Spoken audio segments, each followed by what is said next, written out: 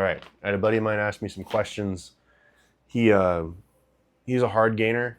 He stays lean. He's active, which is why it's hard for him to gain body mass. It's the level of activity you have every day, and also your appetite.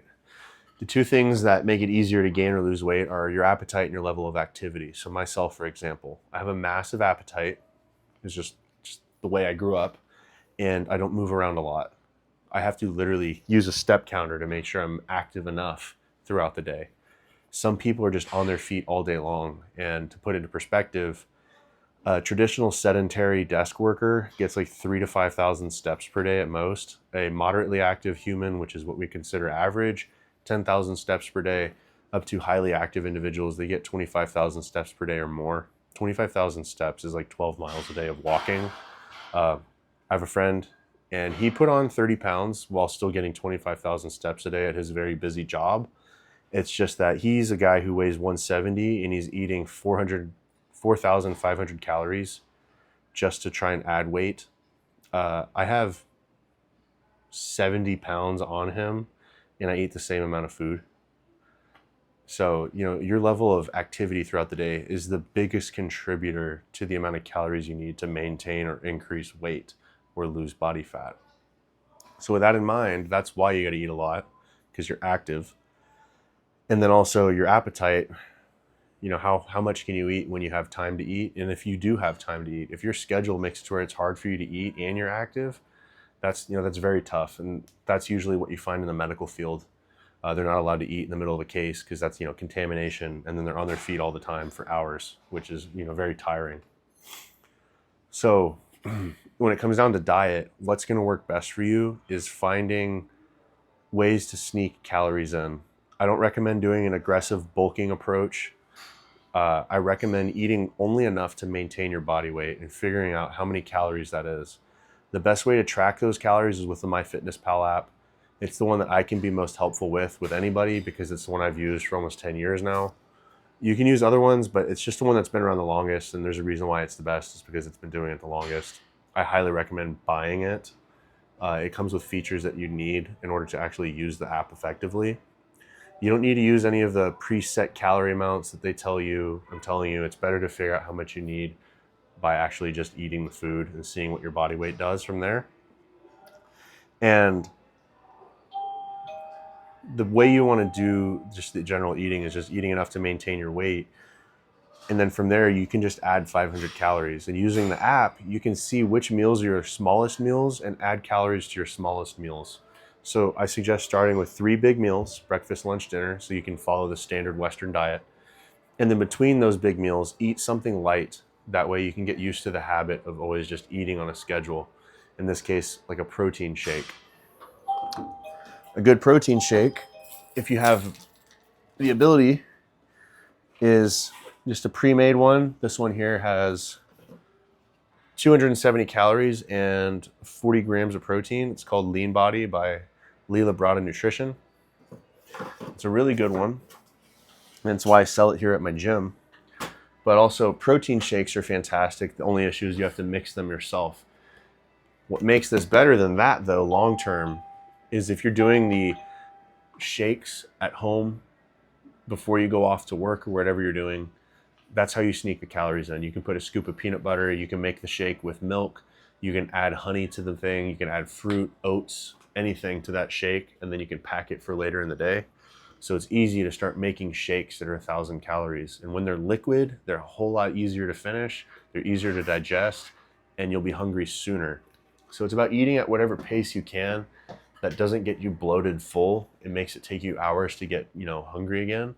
You want to eat small, frequent meals and then build the size of the meals up until you're finding yourself eating enough food to gain weight.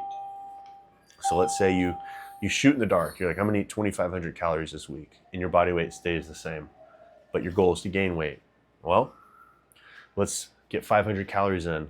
That means you could add heavy cream to your coffee in the morning. That's 200 calories for like a quarter cup of heavy cream.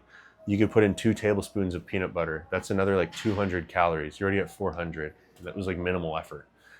And then throw a protein shake later in the day, and holy shit, you're 600 calories over what you expected to need. and now you're at 3,100 calories the next week. Eat the 3,100 calories for a week. See what your body weight does. If it goes up, leave it there. Just keep eating the same amount. If you get hungry, eat more. If you're not getting hungry and it's hard to get the 3,100 calories in, keep eating the same amount. You need to adapt to it. You need your body to get used to eating that food. And as soon as you can tolerate it, add food again. It's very, very hard to build the habit to eat more, but it's worth the investment. It's the only way you're going to get bigger. And then, with all this food, you're going to need to train. Now, the training that works is just like the diet. You want to start small and build on it. That way you can assess how your body tolerates it. So if you can only train 3 days a week, I suggest doing a full body split.